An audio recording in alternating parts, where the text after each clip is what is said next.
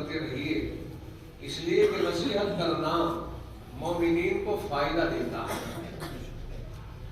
یعنی اگر ہم یہ سوچتے رہیں، یہ کہتے رہیں کہ یار جلسے بہت کر رہے ہیں اور کہیں فائدہ نظر آتا نہیں، بہت تقریریں ہو رہی ہے، بہت علم کی باتیں ہو رہی ہیں جگہ جگہ، اور ہر جمعے کو اکثر ائمہ اپنی اپنی مسجدوں میں بیانات بھی کرتے ہیں، کوئی فائدہ تو نظر آتا نہیں، اس لیے کوئی جلسہ کرنا بیسود ہو گیا، بس ایسے ہی چلتا رہے۔ جب جلسوں کا کوئی فائدہ نہیں ہے تو کیوں خواہ مخواہ لوگوں کو جمع کیا جائے؟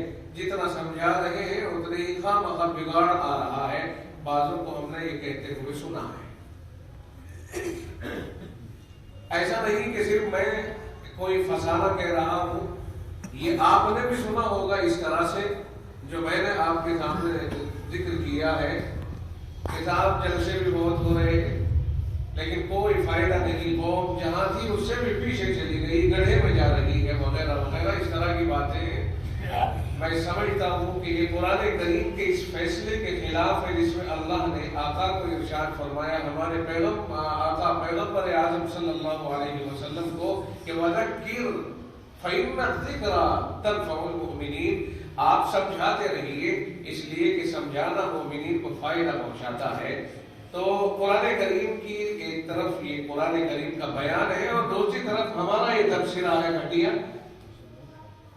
اگر ہم یہ سمجھیں کہ یہ تبصرہ کارآمد ہے اور واقعی بڑی لوگوں کا اپنا تجربہ ہے تو رب ذوالجلال کے مقابلے پر یہ تجربہ لوگوں کا تجربہ، لوگ جسے اپنا تجربہ سمجھتے ہیں، کیا رب کے فرمان کے مقابلے اس کو کوئی گنجائش ہے؟ نہیں۔ اللہ رب العزت نے جو بات ارشاد فرمانی وہاں پہ آخر ہے۔ نصیحتوں کا سلسلہ اگر روک دیا جائے اور بند کر دیا جائے تو جمود طاری ہو جائے گا۔ آپ دیکھتے ہیں کہ ایک کنواں ہے، اب تو کنویں بہت کم علاقوں میں باقی رہ گئے، لوگوں نے جدید طریقے پر پانی وصول کرنا شروع کر دیا زمینوں سے، ورنہ کنووں میں سے پانی نکالتے تھے۔ اگر پانی نہ نکالا جائے اور کنویں کو یوں ہی چھوڑ دیا جائے تو جمود طاری ہو جاتا ہے، اس کے اوپر کائی جم جاتی ہے، گندگی جم جاتی ہے، یہاں تک کہ وہ پانی کچھ دنوں کے بعد پینے کے قابل نہیں رہتا۔ اس لیے لگاتار پانی کا خروج اور پانی کی نکاسی نئے پانی کی آمد کا ذریعہ بنتی ہے اور کنواں گندا نہیں ہوتا۔